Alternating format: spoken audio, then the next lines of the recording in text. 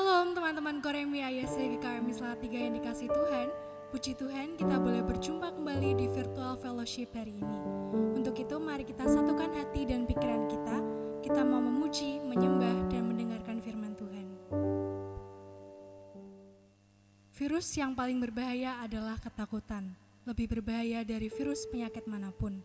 Orang yang hidup dalam ketakutan adalah orang yang selalu khawatir, sehingga akan mempengaruhi kesehatan dan sistem metabolisme tubuh. Tentu juga akan menurunkan imunitas tubuh seseorang. Oleh karena itu, marilah kita bersandar kepada Tuhan dengan segenap hati dan pikiran kita. Kita mau menyerahkan semua ketakutan dan kekhawatiran kita kepada Tuhan. Marilah kita mengangkat pujian, percayalah kepada Tuhan.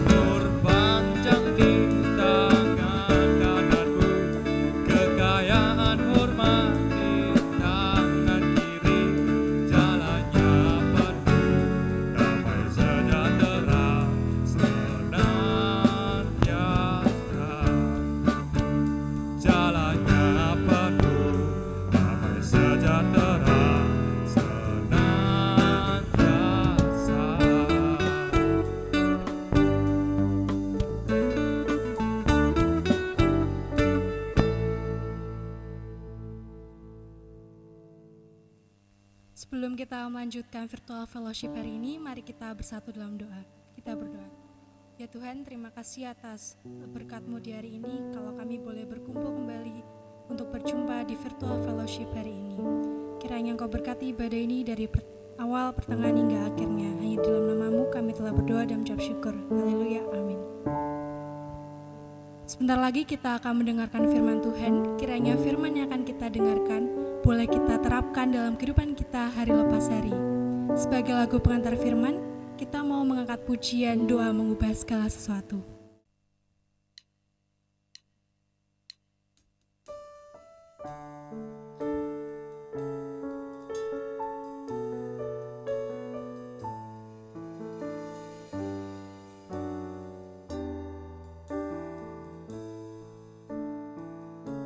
Saat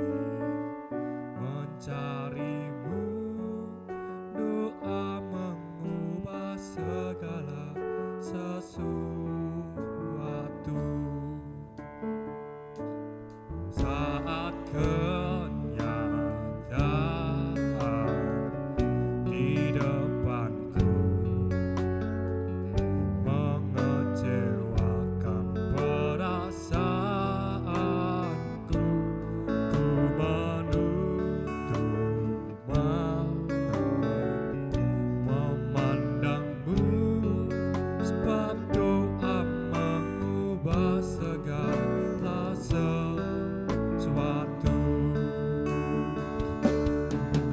Doa orang benar bila didoakan dengan yakin besar kuasa-Nya, dan tiap doa yang lahir dari iman berkuasa menyelamatkan, seperti mata air di tanganmu, mengalir kemanapun kau mau. Tiada yang mustahil di matamu. Doa mengubah segala sesuatu.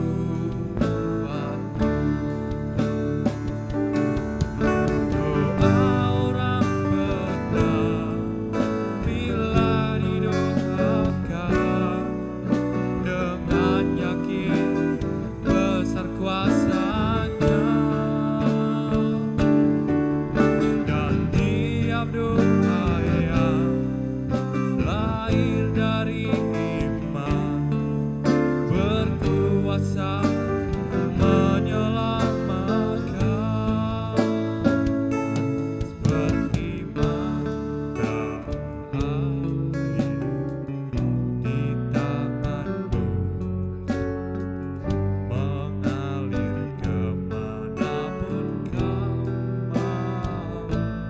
Tiada yang mustahil di matamu. Doa mengubah segala sesuatu, sebab doa mengubah segala sesuatu. Halo, selamat malam rekan-rekan pemuda remaja. Hari ini kita akan bersama-sama belajar firman Tuhan dari Injil Yohanes pasal 17, dan saya diberi tema Learn to Pray. Oleh karena itu, sebelum kita membaca dan merenungkan firman Tuhan, mari kita satu dalam doa.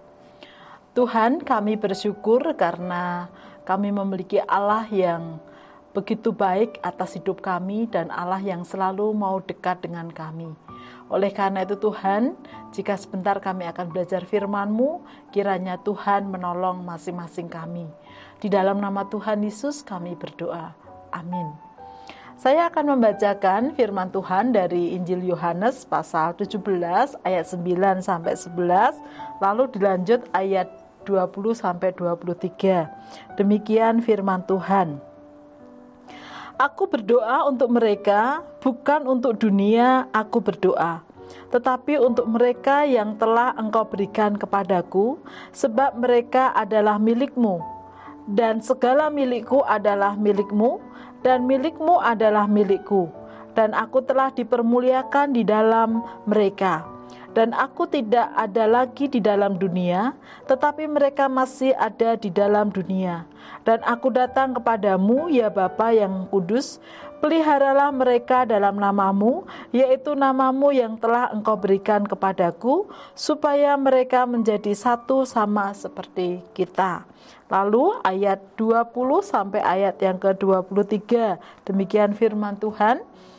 Dan bukan untuk mereka ini saja aku berdoa, tetapi juga untuk orang-orang yang percaya kepadaku oleh pemberitaan mereka, supaya mereka semua menjadi satu, sama seperti Engkau ya Bapa di dalam aku dan aku di dalam Engkau, agar mereka juga di dalam kita, supaya dunia percaya bahwa Engkaulah yang telah mengutus aku. Dan aku telah memberikan kepada mereka kemuliaan yang Engkau berikan kepadaku, supaya mereka menjadi satu, sama seperti kita adalah satu. Aku di dalam mereka dan Engkau di dalam aku, supaya mereka sempurna menjadi satu, agar dunia tahu bahwa Engkau yang telah mengutus aku dan bahwa Engkau mengasihi mereka sama seperti Engkau mengasihi aku. Amin. Teman-teman remaja pemuda, pernahkah Anda berdoa? Pasti jawabannya pernah dong. Lalu kemudian pertanyaan berikutnya adalah, kapankah Anda berdoa? Pasti jawabannya macam-macam. Mungkin pada waktu mau makan, mau tidur, mau bekerja, mau belajar, dan lain sebagainya. Kalau Anda menjawab kapan Anda berdoa dan Anda memiliki banyak waktu untuk berdoa, atau semakin sering Anda berdoa, itu berarti Anda menganggap doa adalah hal yang penting dalam hidup saudara. Karena kalau semakin seseorang menganggap doa itu sesuatu yang tidak penting, maka dia tidak punya banyak waktu untuk berdoa, memberi waktu untuk berdoa.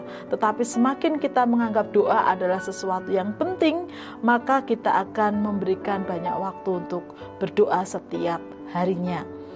Dan hari ini kita akan belajar berdoa, atau belajar untuk berdoa ya. Kita akan belajar dari firman Tuhan yang kita baca, tetapi saya ingin meluaskan dulu. Menurut Injil, paling tidak kita menemukan 4 doa, makna atau bagaimana berdoa, atau apa itu doa yang dilakukan atau diajarkan Tuhan Yesus. Yang pertama adalah di dalam kitab Markus 1 ayat 35, dan beberapa yang tempat lain juga dijelaskan bahwa pagi-pagi betul Yesus punya kebiasaan setiap pagi, jadi dia mencari tempat yang sunyi ketika semua orang masih tidur. Dia bangun pagi mencari tempat yang sunyi, lalu kemudian berdoa untuk berbicara secara pribadi dengan Bapa di surga. Apa arti? Apa hal yang bisa kita pelajari dari tindakan Tuhan Yesus tersebut tentang doa? Artinya adalah doa adalah suatu hubungan pribadi dengan Tuhan. Oleh karena itu, kita harus sadar ketika kita berdoa itu berarti kita sedang berrelasi secara pribadi dengan Tuhan. Meskipun kita doa bersama pun, misalnya dengan teman-teman ya, doa bersama-sama, toh tetap menjadi hubungan pribadi kita dengan Tuhan. Oleh karena itu, semakin kita punya waktu untuk berdoa, maka hubungan kita secara pribadi dengan Tuhan pastilah semakin kuat dan erat, seperti yang Tuhan Yesus lakukan. Yang kedua, kita bisa belajar dari Matius pasal 6, yaitu tentang doa yang diajarkan Tuhan Yesus, doa Bapa kami. Dalam doa Bapa kami ini, Tuhan Yesus ingin mengajarkan konten atau struktur bagaimana berdoa itu kepada Tuhan. Meskipun bisa dikembangkan, tetapi Yesus mau memberikan contoh poin-poin penting. Di sana kita melihat ada poin penting yang pertama, ternyata berdoa itu memuliakan nama Tuhan. Oleh karena itu diawali Bapa kami yang di surga, dikuduskanlah namamu. Ini adalah doksologi, mengagungkan nama Tuhan, karena Tuhanlah yang patut disembah dan diagungkan. Lalu kemudian memohonkan. Setiap doa kita sering isinya permohonan, ya. Tetapi yang menarik yang diajarkan Tuhan adalah permohonan itu memang yang diperlukan. Makanya dikatakan, berikanlah kami makanan kami yang secukupnya. Artinya doa itu tidak untuk meminta sesuatu keinginan kita yang berlebihan, tetapi secukupnya apa yang memang menjadi kebutuhan kita. Dan pasti Tuhan tahu apa yang menjadi keperluan kita. Oleh karena itu, Yesus mengajarkan doa demikian. Jadi pengagungan, permohonan, lalu juga doa itu isinya menyadarkan kita siapakah kita. Kita sadar kita manusia yang lemah, kita manusia yang rentan, kita membutuhkan pertolongan dan kekuatan Allah. Oleh karena itu dalam doa Bapa kami disebutkan, janganlah membawa kami ke dalam pencobaan, ya, tapi lepaskanlah. Jadi kita meminta Tuhan menolong kita untuk melepaskan dari pencobaan, karena memang diri kita lemah. Kita sering jatuh dalam pencobaan. Oleh karena itu kita minta pertolongan Tuhan. Dan itulah yang paling tidak poin-poin penting yang Yesus ajarkan dalam doa Bapa kami. Dan seringnya kalau kita berdoa itu kan lebih isinya ke permohonan-permohonan begitu ya. Padahal ternyata tidak. Doa itu pengagungan nama Tuhan, permohonan sekaligus mengakui bahwa kita manusia yang lemah dan kita butuh Tuhan. Oleh karena itu doa menjadi penting dalam hidup kita. Lalu yang ketiga adalah dalam Matius 26 atau di Injil yang lain, yaitu tentang doa Yesus di Getsemani. Pada waktu Yesus hendak disalibkan, sebelum dia ditangkap, dia berdoa di Getsemani. Ada satu kunci kata penting yang harus kita lihat. Inilah yang menjadi kekuatan atau yang semestinya terjadi dalam doa kita, yang seperti yang dilakukan Yesus. Yesus mengatakan bahwa jikalau boleh cawan ini berlalu, penderitaan ini berlalu daripadaku, artinya tidak harus dilalui Tuhan Yesus. Penebusan dosa itu tidak harus dilalui dengan jalan salib, tetapi kehendakmulah yang terjadi. Ini yang kata yang saya maksud penting, yaitu kehendak Tuhan yang jadi. Doa itu ya permohonan, permintaan kita kepada Tuhan, tapi ingat bahwa semua jawaban doa itu terserah pada Tuhan, bukan pada kita. Oleh karena itu kalau doa kita benar, yaitu kehendak Tuhan yang jadi, maka kalau jawaban doa kita, Tuhan menjawab doa kita ternyata berbeda dari harapan kita, mestinya kita juga tetap bersemangat dan berserah pada Tuhan, tidak lalu kemudian putus asa, tidak lagi berdoa. Itu berarti doanya tidak sesuai, tidak menyerahkan pada kehendak Tuhan. Dan ini menjadi penting, karena banyak orang atau sering kali kita berdoa maunya sesuai kehendak kita. Padahal Yesus sudah memberikan teladan bahwa kehendakmulah yang jadi, bukan kehendakmu. Makanya Yesus harus menjalani jalan salib, karena itu kehendak Bapa yang harus dijalani. Yang terakhir, yang keempat, seperti yang ada di teks bacaan kita, yaitu kitab Yohanes. Yang menarik ini hanya ada di Injil Yohanes, satu-satunya doa Yesus, yaitu untuk siapa? Untuk murid-muridnya. Artinya Yesus sedang bersyafaat.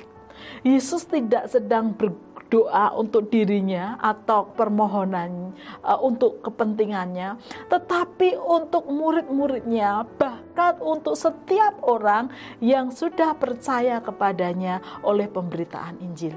Itu berarti termasuk kita dong, karena kita percaya kepada Tuhan Yesus karena pemberitaan Injil yang sudah kita terima. Dan yang menarik adalah di dalam doa Yesus ini, doa syafaat ini, Yesus untuk murid-muridnya dan untuk semua orang yang percaya adalah hanya satu, yaitu supaya mereka bersatu, bersehati. Karena kesatuan merekalah yang akan menjadi kesaksian bagi Yesus dan Bapa di surga.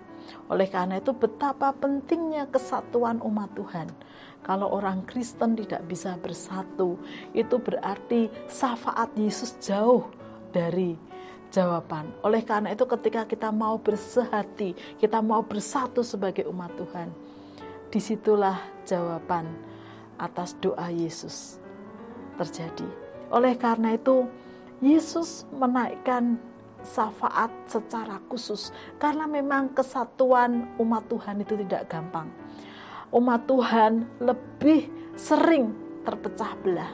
Oleh karena itu menjadi pokok syafaat Yesus, dan Yesus sungguh terbeban dengan hal itu. Oleh karena itu dari sini kita belajar bahwa Yang doa berikutnya adalah doa syafaat, yaitu doa yang bukan untuk kepentingan kita, tetapi kita prihatin dengan keadaan orang lain atau situasi keadaan tertentu yang kita sungguh mohonkan kepada Tuhan, seperti yang dilakukan oleh Tuhan Yesus. Misalnya, ketika kita melihat ada teman-teman kita, atau rekan kerja kita, atau teman kuliah kita, atau mungkin tetangga kita, yang kehidupannya memprihatinkan, atau mereka sedang sakit, mereka sedang berjuang, mereka sedang bergumul, lalu kita punya hati untuk mereka ditolong oleh Tuhan, lalu kita bersyafaat sangat sungguh-sungguh, kita berdoa memohonkan Tuhan agar Tuhan menolong mereka, bukan untuk diri kita, tapi untuk mereka. Itu yang disebut dengan syafaat. Jadi sebagai umat Tuhan atau sebagai orang Kristen, doa syafaat menjadi bagian penting, menjadi salah satu doa kita, agar mereka yang sungguh-sungguh kita punya hati, mereka yang terbeban dan sedang bergumul ditopang oleh Tuhan, seperti yang dilakukan oleh Tuhan Yesus. Mari kita bersama-sama bersemangat menjaga diri untuk terus dalam berdoa supaya relasi kita dengan Tuhan tetap terjaga, bahkan semakin kuat. Amin.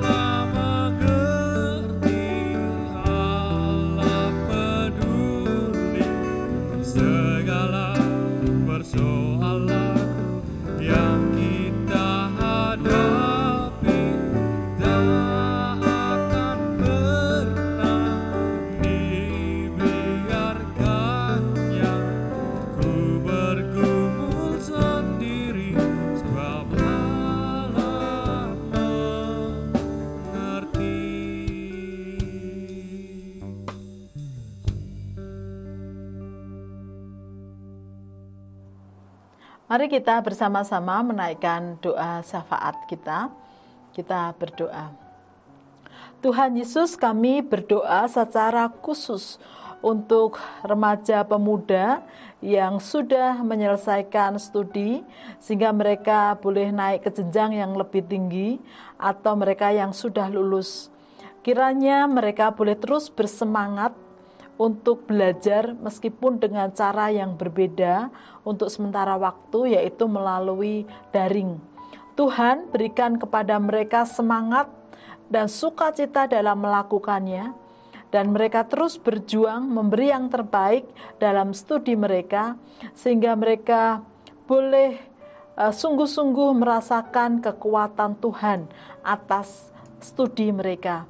Kami juga berdoa untuk mereka yang mencari pekerjaan setelah lulus dari kuliah atau dari sekolah, kiranya Tuhan menolong mereka, memberikan pekerjaan yang terbaik atas mereka. Untuk teman-teman yang masih dalam proses penyusunan skripsi dan juga ujian, kiranya Tuhan mengaruniakan mereka hikmat surgawi sehingga mereka dapat mengerjakannya dengan disiplin dan mereka boleh nantinya menyelesaikan dan mengikuti ujian dengan baik. Kami mohonkan anugerah-Mu atas mereka. Kami juga berdoa untuk persekutuan Komisi Remaja Pemuda yang dilakukan lewat virtual. Kiranya Tuhan tetap memberikan semangat kepada setiap anggota dari Komisi Remaja Pemuda sehingga mereka tetap setia mengikutinya dan mereka boleh tetap memuliakan nama Tuhan. Berkati setiap teman-teman yang mengambil bagian dalam pelayanan persekutuan atau ibadah lewat virtual, kiranya mereka juga boleh melayani Tuhan dengan sukacita. Dan biarlah melalui pelayanan mereka, nama Tuhan dimuliakan. Kami berdoa untuk keluarga mereka masing-masing, kiranya Tuhan juga memberkati mereka dimanapun mereka berada. Kami terus berdoa untuk gereja-Mu, GKMI Salatiga, kiranya Tuhan terus memberkati seluruh jemaat-jemaat yang ada, dan biarlah mereka yang sedang sakit Tuhan sembuhkan, mereka yang sedang berbeban berat dan bergumul Tuhan jamah dan Tuhan berikan jalan keluar yang terbaik. Terima kasih Tuhan, kami menyerahkan seluruh syafaat kami hanya di dalam nama Tuhan Yesus. Amin.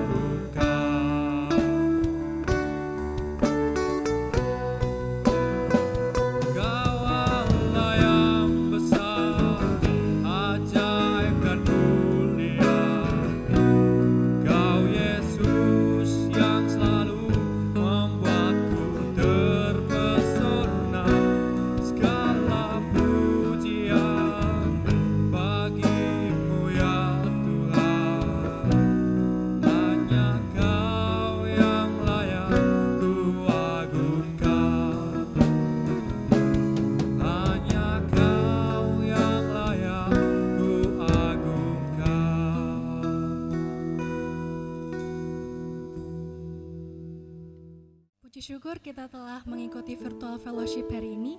Kiranya puji-pujian dan firman Tuhan yang telah kita dengarkan boleh kita terapkan dalam kehidupan sehari-hari dan boleh menjadi kekuatan bagi kita. Untuk itu tetap jaga kesehatan, tetap semangat, Tuhan Yesus memberkati.